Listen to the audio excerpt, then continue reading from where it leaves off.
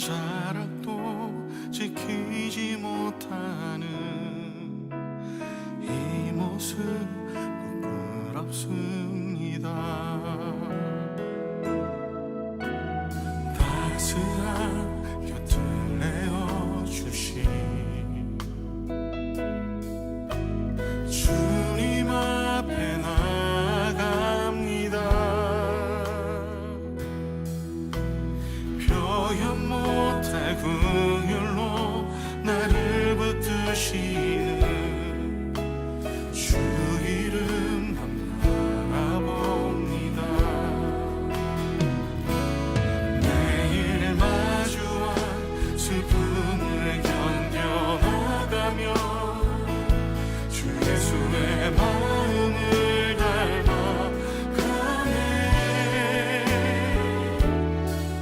두려운 걸음마다 주가 동행하니 주 의지하며 오늘을 걷네. 주의 신실한 소망을 깊이 담으며 주 예수의 풍요를 채워가네. 하나님의 자녀로 명예 지켜가며 기뻐진 삶을 주께 드리네.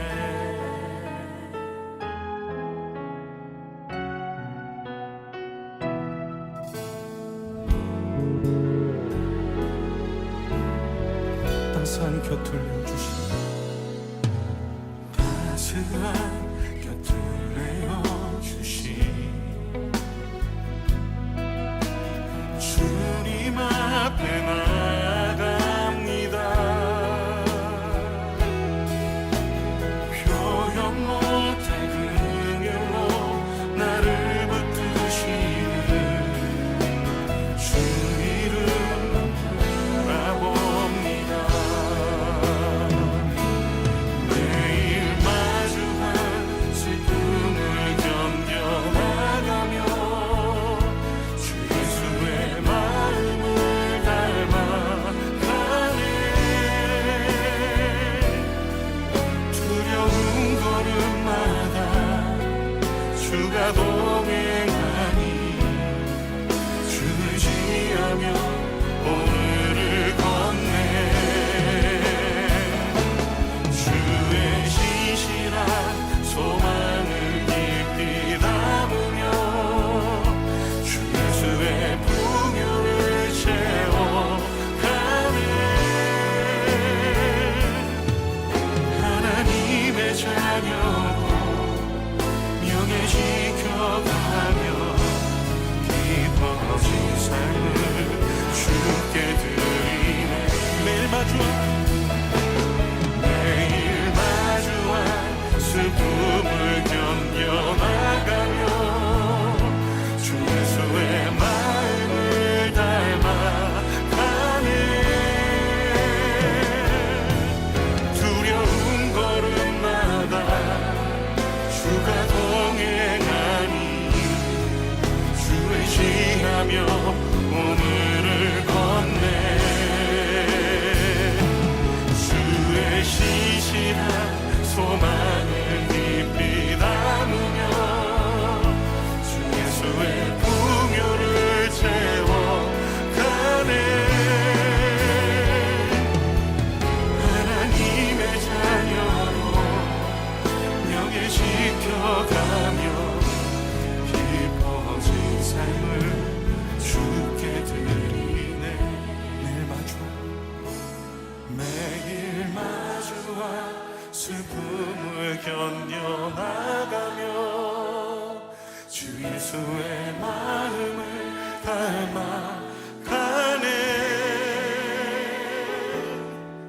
두려운 걸음마다 주가 동행하니 주 의지하며 오늘을 걷네. 주시지 소망을 깊이 담으며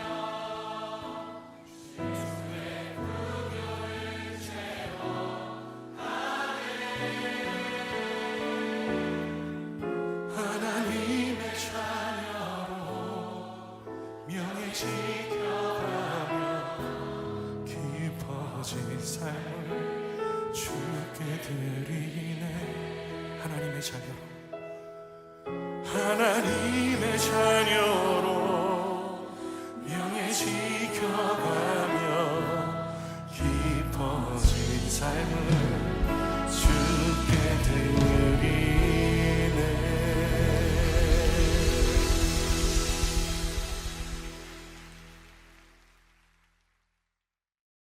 오늘 마태복음 27장 50절부터 53절까지 말씀을 같이 읽었습니다.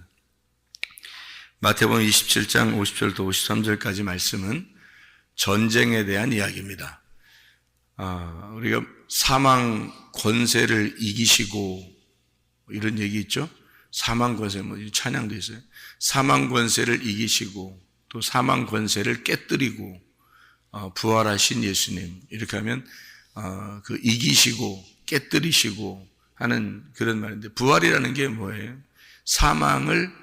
사망하고 싸워가지고 그 부활이라는 게 사망하고 싸워서 사망을 이긴 게 부활이에요.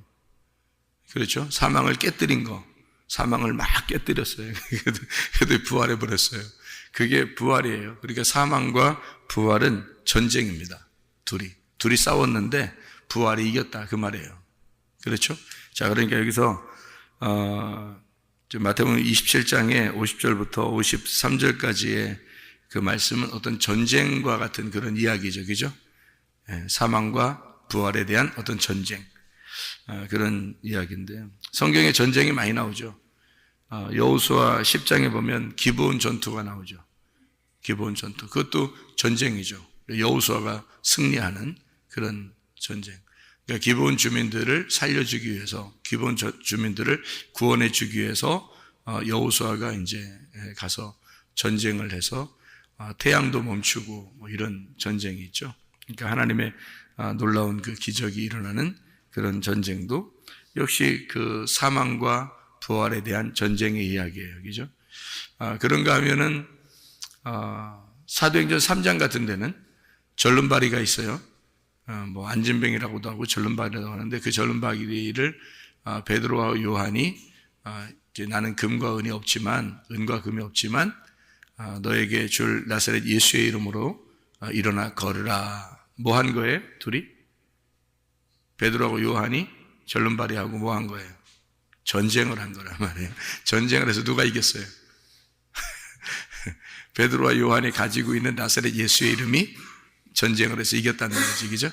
그러니까 이분은 죽은 예수가 아니라 부활하신 예수다라는 것을 이야기하는 거죠. 부활의 예수가 잠자고 있는, 그러니까 절름발이인 그 사망을 가진 자를 깨뜨려서 이겼다. 그런 전쟁에 대한 그런 이야기입니다. 그런가 하면 사도행전 2장에 보면 오순절날 성령 충만이 임합니다. 성령 충만이 임했을 때 그 사람들이 자기가 이렇게 싸울 수 없는 어떤 불가항력적인 힘이 막 자기들에게 와가지고 자기들을 이게 그 머리를 바꿔놨죠, 그날. 그러니까 완전히 정복하셔서 그 속을 완전히 장악하셔가지고 이 사람들의 그 머리를 바꿔놨어요. 그날이 이제 오순절날 이후로 교회가 생겨났습니다. 이 오순절 이후로 교회가 생겨나는데, 그렇게 교회가 생겨나는 그것은 어떻게 교회가 생겨날 수 있어요? 교회라는 게 뭐예요? 교회가 뭐라고 그래요? 교회를 몸이라고 그러는데 교회를 그리스도의 몸이라고 그래요. 그러면 그리스도가 뭐가 됐다는 얘기예요? 교회의 머리가 됐다는 얘기예요. 그러면 머리가 됐다는 얘기는 어떤 의미예요? 몸에 있는 원래 머리를 박살내고 자기가 머리가 되었다, 그 말입니다. 그렇죠? 그러니까 원래 있던 몸의 머리를 잘라내고 머리 잘린 자죠. 머리 잘라내고 그리고 자기가 머리가 되었다, 그 말이에요. 그러니까 머리가 몸을 찾으러 오는 것이 세상 창조입니다. 그래서 창조가 다 되면 이제 머리가 다 이제 그 창조된 거에 머리가 되셔서 머리와 몸으로 이루어진 교회를 만들고, 그게 이제 하늘나라의 교회가 되면 완성이 되는 거예요. 그래서 머리가 몸을 찾으러 오고 몸은 머리를 찾는 거예요. 그래서 교회는 그리스도라는 머리를 찾고 머리라는 그리스도는 교회를 찾는 겁니다. 신부를 찾는 거예요. 그게 성경이에요. 그러니까 아주 재밌는 얘기죠. 성경이. 그러니까 어떻게 보면 사랑에 속삭이는 이야기예요. 그게 성경입니다. 그러니까 신랑이 신부 찾는 얘기고요. 신부가 신랑 찾는 얘기가 성경이에요. 그러니까 성경을 어렵다고 보면은 무조건 어려운 거예요. 성경은. 속의 내용들이 엄청나기 때문에 우물을 파면 팔수록 물이 나오고 속에가 어려워요. 그러니까 계속 파면 팔수록 속에 들어가서 어려운데 이게 무슨 내용이구나라는 걸 알게 되면 그러면 이제 쉬워요, 성경이. 그러니까 성경을 어렵게 보는 사람이 있고 성경을 이제 쉽게 보는 사람이 있는데 성경은 이제 전체적으로 무슨 내용이냐라는 걸 우리가 알면 되는데요. 그게 신랑이 신부 찾는 거, 신부가 신랑 찾는 얘기예요. 머리가 몸을 찾는 거고 몸이 머리를 찾는 거다. 이렇게 되는 겁니다. 성경의 창세기 1장 1절 처음에 나오는 첫 번째 단어가 뭐라고요? 베레시트라는 단어가 있어요. 베레시트, 바라, 엘로힘, 하샤마임, 하에레츠라고 되어 있거든요. 그러면 여기 이제 베레시트라는 단어가, 베레시트가 로시가 이게 그 어원이거든요. 로시라는 게 머리라는 단어예요. 그러니까 성경의 창세기 1장 1절 첫 번째 나오는 글자, 이 성경 전체 첫 번째 나오는 글자가 로시, 머리라는 단어예요. 그러면 그 머리가 몸을 찾으러 이제 등장을 하는 거거든요. 성경은 머리가 몸을 찾으러 등장하는 거. 그러니까 그 머리가 신랑 대신 예수님이고, 우리 몸이 이제 신부 되는 교회라. 그래서 신랑이 신부 찾고, 신부는 신랑을 찾는 거. 그래서 신부가 신랑 찾는 장면이 요한복음 4장에 사마리아 여자가 예수님을 만나게 되는 그 장면 아시죠? 그죠? 신부가 신랑 찾는 겁니다. 그런 또 리브가라는 여자가 이삭을 찾아 이제 오고요. 그런 이제 신랑과 신부 찾는 그런 이야기가 성경에 나와 있는 얘기고, 신랑도 신부를 찾아요. 그래서 신랑도 우리 신부인 교회를 찾는 겁니다. 이렇게 성경은 그 두 가지로 돼서 나중에 이제 어린 양의 혼인잔치가 요한계시록에 있으면서 성경이 마무리가 되는 거예요. 그러니까 성경 마무리를 알면 이게 왜 영화 같은 거 보고 드라마 같은 거 보고 책 같은 거 이렇게 보면 결론을 결론을 알면 이 앞에는 싱겁잖아요. 그죠? 결론을 다 알면. 그 결론이 성경 마지막의 결론이 뭐냐면 어린 양의 혼인잔치입니다. 그러면 신랑과 신부가 만나서 결혼하고 잔치하는 그런 이야기거든요. 그 어린 양 혼인잔치를 가장 잘 설명해 주고 있는 게 요한복음 2장에 또 가나의 혼인잔치예요. 요한계시록에는 어린 양의 혼인잔치가 있고 요한복음 2장에는 가나의 혼인잔치가 있고, 그래서 예수님이 거기서 물로 포도주를 만들어 준다, 그것이 안 해줄 수가 없는 거예요. 왜냐하면 혼인잔치니까. 혼인잔치는 기쁨이 있어야 되거든요. 그래서 돌 항아리 6항아리가 있는데 그걸 아주 그냥 물을 아구까지 채웠다 그랬어요. 이렇게 꽉 채웠어요. 꽉 채웠다는 거는 이게 뭐예요? 꽉 채워. 왜 하필 조금만 남겨놓고 채우면 안 돼. 덜 흔들리게. 근데 이게 넘치도록 채워버려요. 항아리를. 6항아리를. 그 돌 항아리가 6항아리잖아요. 그러니까 요걸 6항아리를 이게 뚜껑까지 이렇게 다 채워버렸어요. 그건 이렇게 흐를 정도로 이렇게 채우는 거거든요. 꽉 채웠다. 이게 가득 찼다는 얘기예요. 그걸로. 그 말은 이제 죽음을 의미하는 겁니다. 죽음을 이렇게. 그러니까 항아리 입장에서는 물로 잠기는 거죠. 항아리 입장에서는 물로 다 잠기는 거잖아요. 그래서 6항아리. 그래서 이 땅에 이제 내려오는 인물들을 이렇게 보면요. 성경에 이제 쭉 인물들을 보면 6개의 인물이 나옵니다. 6개의 인물. 어떤 인물이 나오냐면 첫 번째 아담이 나오죠. 그 다음에 노아가 나오죠. 중심 인물이요. 그리고 아브라함이 나오죠. 그 다음에, 그죠? 그 다음에 중심 인물이 모세입니다.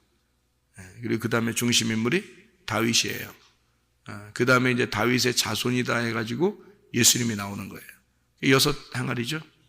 이렇게 여섯 항아리가. 그래서 거기서 물이 잠겨가지고 죽는 거예요. 그럼 일곱 번째 나와야 되잖아요. 일곱 번째 안식을 주는 예수님이에요. 그래서 일곱 번째 창조의 여섯이 끝나면 창조 7일 날 안식을 주는 거죠. 그래서 그 안식에는 기쁨의 잔치가 있는 겁니다. 그러니까 그 기쁨의 혼인잔치가, 땅에 있는 기쁨의 혼인잔치가 이제 교회를 말하는 거예요. 그래서 요한복음 2장에 땅에 있는 혼인잔치, 거기에 기쁨이 와야 되겠죠. 그래서 안식이 와야 되고 기쁨이 와야 되니까 포도주로 바뀌는 겁니다. 새 부대에 새 술이 넘쳐서 잔치를 하는 거죠. 이 얘기가 되죠. 새 포도주가 나오는 겁니다. 그래서 예수님의 포도주가, 그것을 맛본 사람들이 이제 아는 거예요. 그것을 나누어 준 사람들이 아는 거고, 이게. 그래서 이것이 새 포도주가, 이렇게 좋은 포도주가 있었나 할 정도로 잔치가 이제 흥이 겨워지는 거죠. 그게 땅에 있는 교회를 말하는 것입니다. 그러니까 안식이 있는 교회. 우리 교회가 그런 교회가 되어야 합니다. 다시 말하면은 마지막 때지만 죽어가는 교회가 아니라 새 술이 넘치는 교회, 새 포도즙이 넘치는 교회, 새로운 말씀, 새로운 언약이 넘치는 교회. 그래서 새 말씀으로 늘 충만한 그런 교회, 혼인잔치와 같은, 가나의 혼인잔치와 같은 그런 교회, 이런 교회가 우리 교회가 되어야 합니다. 또 하나님께서는 그렇게 우리 교회를 또 사용하실 것입니다. 마태복음 27장에 50절부터 53절까지의 말씀을요, 가만히 한번 생각해 보세요. 요거를요, 가만히 생각해 봐야 돼요. 막 조급하게 생각하면 안 되고요, 바쁘게 생각하면 안 됩니다. 가만히 생각해야 돼요. 가만히 생각해 보세요. 가만히 보면 50절에 뭐가 나와요? 50절에 뭐가 나와요? 죽음. 예수님이 영혼이 떠나시다. 그러면 죽었죠. 예수님이 죽었어요. 그러면 더 이상 그 죽음을 볼 수가 있어요, 없어요? 없죠. 그럼 그 예수님의 죽으심으로 어떻게 됐어요? 51절에 보니까 휘장이 찢어졌죠. 예수님의 죽으심으로 휘장이 찢어졌어요. 휘장이 찢어지고 막 진동이 일어나더니 뭐 지진이 일어난 거예요. 그러니까 지진이 일어나고 막 진동이 일어나고 막 이러더니요. 그러더니 52절에 어떻게 됐어요? 무덤이 열렸다 그랬어요. 그죠? 무덤이 열렸다. 그리고 성도의 몸이 많이 일어나게 되었다. 이렇게 되어 있습니다. 그죠? 자던 성도의 몸이 많이 일어나게 되었다. 그리고 53절에 보니까 예수의 부활 후에 무덤에서 나와서 어떻게? 예수님 부활한 다음에 나온 거예요. 그러니까 무덤들이 열려서 예수의 부활 후에 그들이 무덤에서 나와서 거룩한 성에 들어가 사람에게 보였다. 이 순서를 가만히 한번 보세요. 어떻게 되나 순서가. 지금 50절부터 53절까지 읽었으니까 그 순서를 한번 가만히 보시라고요. 어떻게 돼 있나? 어떻게 돼 있어요? 예? 어떻게 돼 있는 거예요? 예, 예수님이 죽으시고, 그리고 휘장이 찢어진 거죠. 그 다음에 휘장이 찢어졌다 해야죠. 예수님 죽으시고, 그 다음에 휘장이 찢어지고, 그 다음에 무덤에 들어가서, 휘장이 찢어지면서 뭐 진동하고 뭐 이러다가 무덤에 들어가 있는데 무덤이 열리면서 자던 성도가 일어나요. 그리고 일어나더니 어떻게 해요? 무덤이 열리고 자던 성도 일어나더니 예, 거룩한 성에 들어가는데 예수님의 부활 후에 들어가더라. 이렇게 돼 있죠. 예수님의 부활 후에. 이게 순서를 정확하게 잘 읽으셔야 되겠죠. 50절부터 53절까지 이 내용을 가만히 보시면 어떤 내용이에요? 예, 어떤 내용 같아요? 예, 우리가 이야기하는 삼일기라고 똑같죠. 그죠? 예, 그러니까 애굽에서 있었던 이스라엘 백성들이요. 애굽은 어떤 장소예요? 애굽은 죽음의 장소입니다. 그러니까 성도들 입장에서는 죽음의 장소가 애굽이에요. 그래서 가나안 땅에 있었던 이스라엘 백성들은 애굽으로 내려가면 돼야 안 돼요? 안 된다고 돼 있어요. 그러니까 애굽으로 내려가면 안 돼요. 그러니까 처음부터 시작할 때는 애굽으로부터 시작을 해야 되는 거고요. 가나안 땅에 들어간 백성들은 애굽으로 가면 안 된단 말이에요. 그러니까 애굽에 있는 이스라엘 백성들은 애굽의 장소가 어떤 장소냐면 사실 죽음의 사망의 장소란 말이에요. 사망의 장소에서 어디로 옮겨와야 돼요? 광야로 옮겨와야 되는 거예요. 사망의 장소에서 광야로 옮겨오는데 광야로 옮겨와서 나중에 이제 가나안 땅에 들어가야 되겠죠. 그래서 애굽, 광야, 가나안이라고 돼 있는 거예요. 그러면은 애굽의 장소는 죽음의 장소고요. 그리고 죽음의 장소에서 죽으면 홍해바다 갈라져요, 안 갈라져요? 갈라지죠? 홍해바다 갈라져요. 그럼 휘장이 찢어지는 겁니다. 그게요. 휘장이 찢어지죠? 자, 애굽에서는 누가 죽었어요? 이스라엘 백성들이 죽었어요? 예수님이 죽었어요? 예수님이 죽었어요. 어린 양의 피, 어린 양이 죽음으로써 이스라엘 백성들은 다 살았어요. 그렇죠? 한마디로 말하면 전쟁을 치른 겁니다. 그래서 열재앙을 내리고 전쟁을 치러서 결국 누가 죽어요? 어린 양이 죽는 거예요. 어린 양이 죽고 어린 양 예수 그리스도가 이 땅에 오신 세상 죄를 지고 가신 하나님의 어린 양이로다. 세상 죄를 지고 가신 하나님의 어린 양이로다. 어디에서? 애굽에서 죽어요. 그래서 성소는 뜰, 성소, 지성소가 되어 있잖아요. 그럼 어디서 어린 양을 잡죠? 뜰에서 잡는 거예요. 뜰에서. 그죠? 뜰이 어디에 해당하는 거예요? 그러니까 뜰에 번제단이 있고요. 거기서 잡는 겁니다. 그러면 뜰이 어디에 해당하면 애굽에 해당하는 거란 말이에요. 성소가 광야에 해당하는 거고, 그리고 지성소가 가나안 땅을 해당하는 거란 말이에요. 그죠? 그러니까 애굽의 죽음의 장소, 거기서 어린 양이 죽으셔요. 어린 양이 죽으시면, 그러니까 여기 지금 똑같죠? 영혼이 떠나가시고 죽으시죠. 그러니까 그 다음에 어떻게 휘장이 찢어지죠? 홍해바다가 갈라져야 된단 말이에요. 홍해바다 갈라지고 휘장이 찢어져서 이제 죽은 이스라엘 백성들이 이제 예수가 죽었으니까 거기서 죽음을 경험한 이스라엘 백성들이 어디로 들어가야 돼요? 광야로 들어가야 되는 거예요. 그럼 광야로 들어가는 광야는 이제 어디, 뭐예요, 그럼? 무덤이지 뭐예요, 무덤. 죽었으니까 어디로 들어가야 돼? 무덤으로 들어가는 거예요. 무슨 말인지 알겠어요? 그러니까, 휘장이 찢어지고 문이 열리는 게 2번 문이 열려요. 2번. 애굽에서 가나안 땅 갈 때 2번 문이 열린다고. 언제 문이 열려요? 홍해바다에서 문이 열리고, 그 다음에 요단강에서 문이 열리는 거예요. 그럼 보세요. 홍해바다에서 문이 열리는 거는 어디로 들어가는 거예요? 광야로 들어가는 거예요. 광야로 들어가는 게 뭐로 들어가는 거예요? 문 열고서 무덤으로 들어가야지요. 생각해봐요. 문 열고 죽었으니까 문 열고 무덤으로 들어가는 거야. 무덤으로 들어갔다가 다시 나올 때는 부활해야 되니까 문 열고 또 나와야 되잖아. 그래서 요단강이 갈라지는 거예요. 무슨 말인지 알겠어요? 그러니까 애굽에서 홍해바다 갈라지고 무덤으로 들어가고, 무덤에서 요단강이 갈라지고 다시 부활해서 가나안 땅으로 들어가는 거예요. 이게 똑같은 순서를 설명해 놓은 겁니다. 여기다가. 예. 그러니까 그래서 물이 2번 갈라지는 거예요. 이렇게. 그냥 한 번에 휙 가면 안 돼요. 그냥 땅으로 해서 그냥 휙 가면 좋잖아요. 편하잖아요. 그냥. 예? 고속도로도 막 있는데 요즘에, 그죠? 그러니까 고속으로 촥 가버리면 얼마나 하나님이 멋있게 그냥 가버릴 수 있겠어요. 근데 그렇게 안 하고 일부러 바다를 통과하게 하고 일부러 요단강에 있는 물 가장 많은 곳을 선택해서 거기를 찢어놓고 그렇게 통과하게 만들어 놓는 거예요. 하나님이. 그게 다 하나님의 계획입니다. 그게요. 그 순서가 되어 있는데, 그래서 이제 뜰로 이렇게, 뜰에서 이제 성소로 들어가고 성소에서 지성 들어가는데 나중에 이제 성소에서 지성소가 합쳐지잖아요. 그죠? 이게. 그러니까 무덤에 들어갔던 곳이 그 무덤에서 부활하는 곳이니까 무덤은 죽음의 장소이기도 하지만 부활의 장소이기도 하다라고 해서 성소와 지성소가 합해지는 거예요. 이게 휘장이 찢어지면서 거기가 합해지는 건데, 광야에 들어갈 때 무덤으로 들어가는 게 어떻게 되는 거냐면요. 애굽에서 이스라엘 백성들이 출발해요. 출발해서 홍해바다 갈라졌거든요. 자, 출발해서 이렇게 딱 가는데, 애굽이 세상입니다. 세상인데 이 세상에서 죽은 자가 어디로 들어가냐면 무덤으로 들어가요. 광야로. 근데 애굽에서 볼 때는 딱 보니까 저 사람들이 지금 광야로 간다.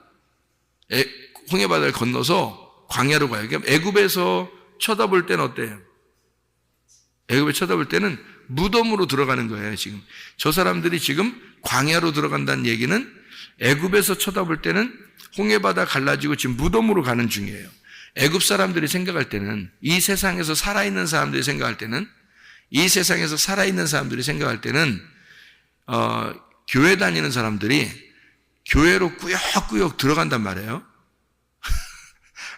교회로 꾸역꾸역, 교회 문을 열고 꾸역꾸역 교회로 들어가는데 세상 사람들이 생각할 땐 저 사람들이 영 무덤으로 들어가는 것 같아. 세상 사람들이 생각할 때는 여러분이 교회로 들어오는 게 영 무덤으로 들어가는 것 같아요. 저 사람들 뭔 재미로 사나 보통 그렇게 얘기해요, 안 해요? 교회 다니는 사람들 보고 그렇게 얘기합니다. 그런 얘기 한 번쯤은 다 들어봤어야 돼. 여러분 교회 다니면 적어도 그 정도 얘기는 좀 들어봤어야 돼요. 교회 다니는 사람들은 뭔 재미로 산대? 이렇게 얘기를 해요.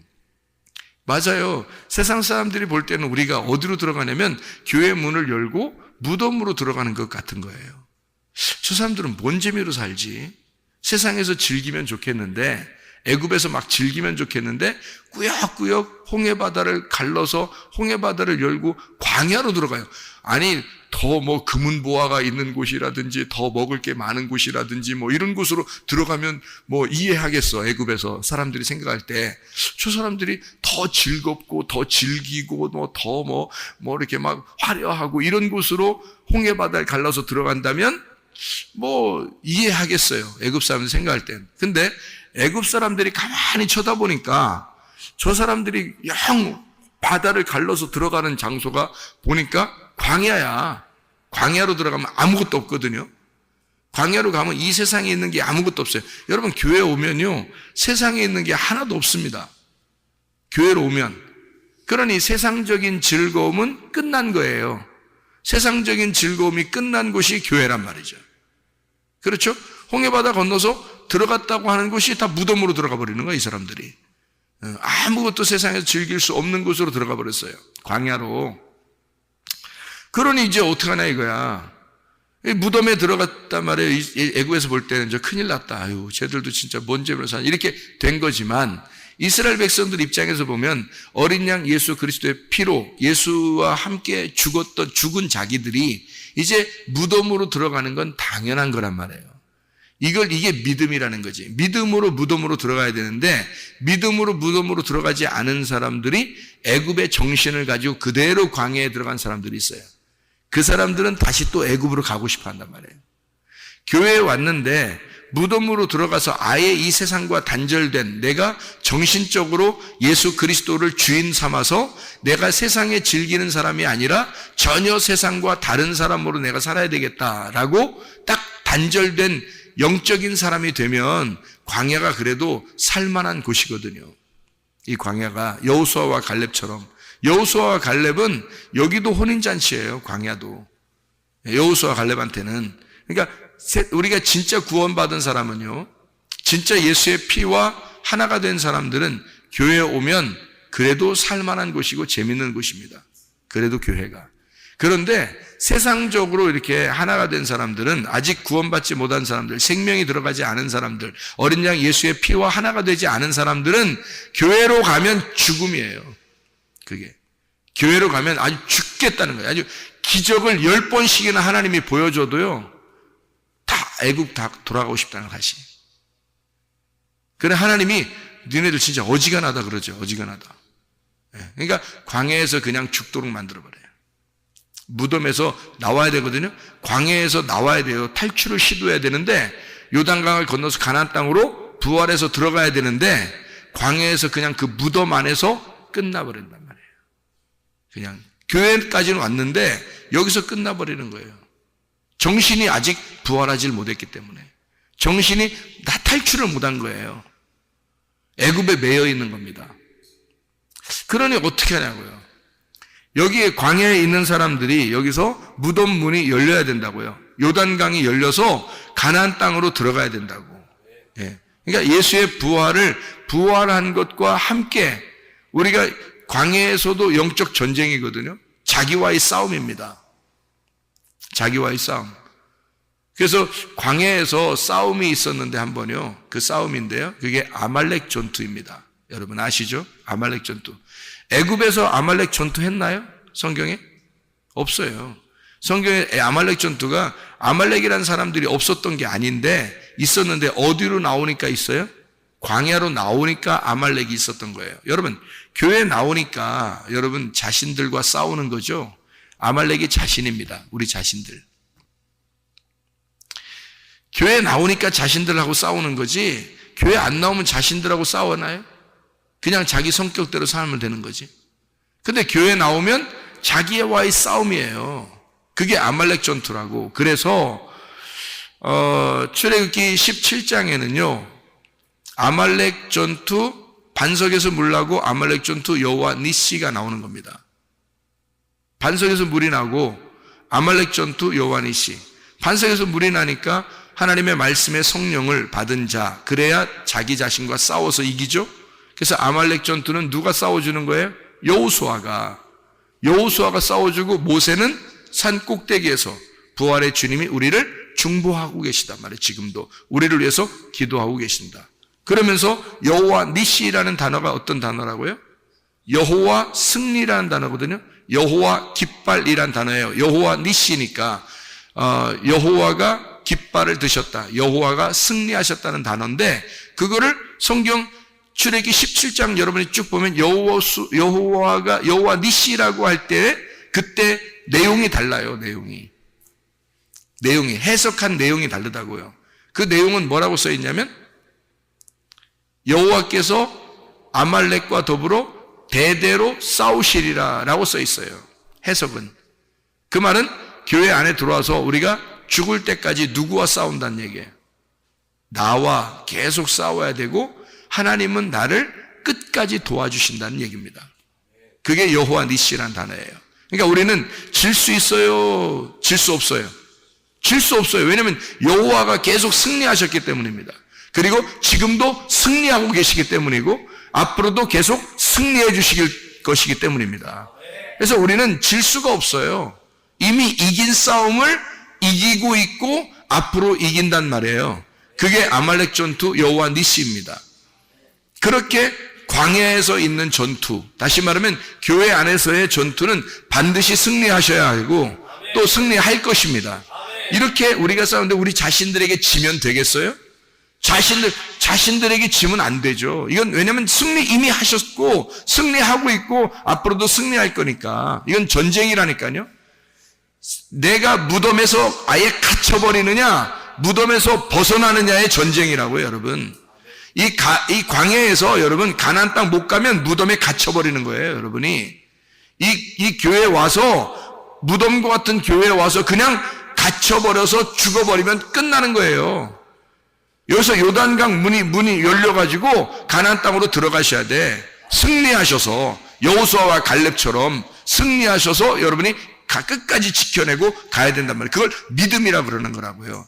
누구와 싸움이냐면 나와의 싸움이에요. 나와의 전쟁이에요. 그리스도를 머리 삼고 나온 사람들이니까. 그래서 우리가 그리스도를 머리 삼고 나와의 전쟁에서 늘 승리하셔서 내 몸이 거룩한 몸, 오늘 말한 것처럼 성도가 돼야 합니다. 성도, 하기오스. 성도라는 단어가 하기오스라는 단어예요. 거룩한 자가 돼야 돼. 구별된 자, 순결한 자, 깨끗한 자, 정결한 사람. 그래서 성도가 돼야 된단 말이에요. 그러니까 나와의 전투에서 내가 나를 불결한 것들을 다 제거하고 깨끗한 성도, 그 불순물들을 제거하는 게 무덤입니다. 무덤에 들어가 모든 것을 다 제거시켜버리는 거예요. 그게 사망이고요. 그리고서 부활한다고 하는 것이 이게 새로워지는 거예요. 새로워지는, 완전 깨끗한 거룩한 성도들이 되시면, 그러면 거룩한 성에, 가나안 땅에, 지성소에 들어간다, 그 말입니다. 그게 요단강 문이 열려서 들어가게 된다. 그래서 부활이라고 하는 게 어떤 거냐면 눈의 감긴 자가 눈을 떴다, 이게 부활입니다. 그 말은 부활을 의미하는 것이고요. 이게 세상에서 눈을 감은 자다. 우리는 세상과 전혀 상관없는 자다. 그 말은 하늘에서 눈을 뜬 자다라는 말입니다. 하늘에 눈을 뜬 자란 말은 세상에서 살기가 힘들게 되었다, 이 말입니다. 우리 세상 살기 힘든 사람들입니다. 교회에 나와서 세상 살기 힘든다는 얘기는 하늘에서 살기가 참 편한 사람이 되었다. 교회에 와서 지내는 게 참 편하다. 교회에 와서 생활해 보니까 행복하더라. 세상에서는 미련한 자가 되었다.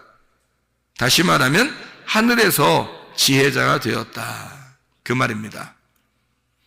하늘의 지혜자가 되었다는 말을 이게 뭐냐면 부활했다는 말이에요. 미련한 것이 벗어졌다. 이게 부활했다 말이에요. 내 생각의 무덤의 기억에서 이것이 다 벗어지고 자유하게 된 거. 이걸 부활이라고 했죠. 무네메이온이라는 그 무덤에서 벗어났다는 그런 얘기입니다.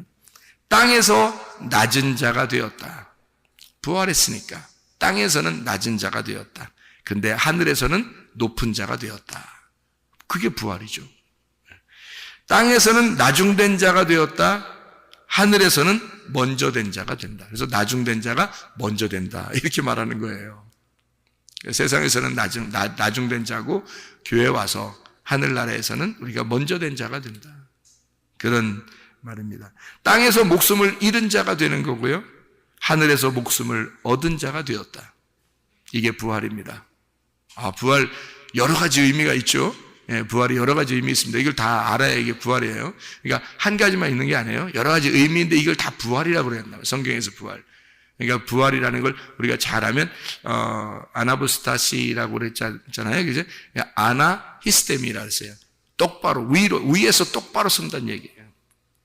그러니까 아래가 아닙니다. 아래선 죽은 거고 위로 똑바로 쓰는 겁니다. 그게 부활이다. 이렇게 되는 거죠. 땅에서 목숨을 잃고 하늘에서 목숨을 얻은 자가 되었다는 말이고요. 땅에서 눈을 감은 자니까 하늘에서 눈을 뜬 자. 그래서 예수님이 뭐라 그래요? 소경된 자는 눈을 뜨게 될 것이다. 눈 뜬 자라고 하는 건 소경되게 될 것이다. 그 말은 이 땅에서 눈 뜬 자라 그러면 하늘에서는 눈 감은 자, 소경된다.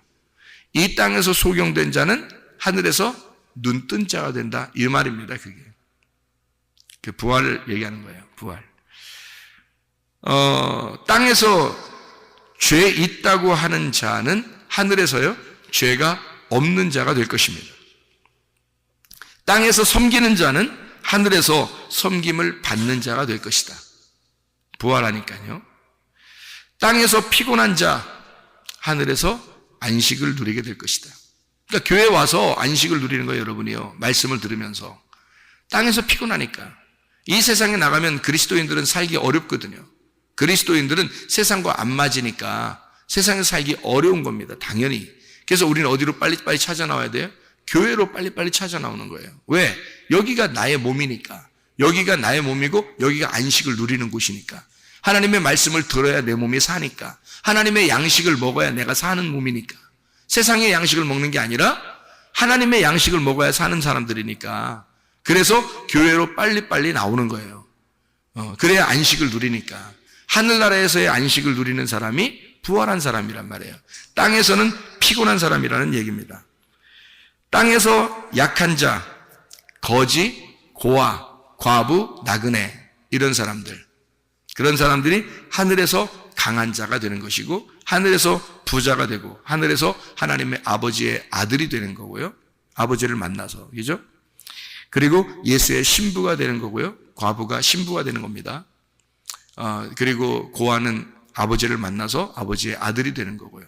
나그네는 온전한 자가 되고 하나님의 집을 얻는 자가 되는 것이죠. 아버지의 집을. 그러니까 이렇게 땅에서는 부족한 자인데 환자들이고 병자들이고 그런데 하나님 나라에서는 그러니까 교회에 와서는 이게 안식을 누리는 하나님의 아버지의 아들이 되고 그리스도의 신부가 되고 하나님의 나그네들이 밖에서 나그네인데 이 땅에 와서 하나님의 나라에 와서는 하나님 아버지의 집을 얻게 되는 거다. 이게 교회를 얻게 되는 거거든요. 그게 축복이에요, 여러분. 교회를 멀리한다는 것은 이건 절망입니다. 이 땅에서 그리스도인이요. 그리스도인이 예수가 십자가 못 박혀 돌아가시고 그리고 성령을 우리에게 주시고요. 오순절날 성령 충만하게 되고 난 다음에 바로 첫 번째 세우는 게 뭐예요? 그리스도의 몸인 교회를 세우는 겁니다. 왜냐하면 성령이 와서 교회를 세워야 하나님의 사람들이 살아가거든요. 그래야 세상과 나는 간 곳 없고 교회가 그리스도의 신부라는 몸이 살아나는 겁니다. 그러니까 세상에서 볼 때는 광야로 들어가는 사람들이 무덤으로 들어가는 것 같지만 무덤에서 모든 과정을 거친 자들이 거기가 요단강이 열려서 가나안 땅이라는 거룩한 성에 부활하여 들어가는 거거든요. 예수가 부활할 때. 그러니까 우리가 그리스도 안에서 우리가 죽고 그리스도 안에서 우리에겐 살아나는 것입니다. 그게 교회예요. 교회를 가까이 하지 않으면 지금 시대는 절망입니다. 그래서 그리스도의 성도들은 거룩한 자고 구별된 자고 세상과 전혀 구별된 사람이기 때문에 교회 안에서 행복해야 하고, 이 땅에서 진짜 땅의 교회의 천국 같은 이 혼인잔치를 겪다가 여기서 혼인잔치를 다른 데서는 못 누려요. 교회에서는 누릴 수 있습니다. 왜냐하면 여긴 양식이 풍성하고 새 포도주가 풍성한 곳이거든요. 그런 말씀이 풍성한 것을 그런 교회가 돼야 돼요. 우리 교회가. 그래서 새 포도주가 풍성한 가나의 혼인잔치와 같은 그런 교회. 그러다가 영원한 혼인잔치로 들어가는 거예요. 하늘나라에. 그게 이 땅에서의 마지막 코스란 말입니다. 이것은 하나님 나라에서의 그 천국이 땅에서의 천국을 누리는 장소와 교회이기 때문에 여기는 다른 사람들이 볼 때는, 세상 사람이 볼 때는 무덤이고요. 우리가 볼 때는 거룩한 혼인잔치를, 땅에서 있는 혼인잔치가 이루어지는, 내가 없어지고 그리스도가 머리가 되는 장소, 그게 교회가 되는 것입니다. 오늘도 그리스도와 함께 동행하다가 주님 만나시기를 바랍니다. 기도하겠습니다.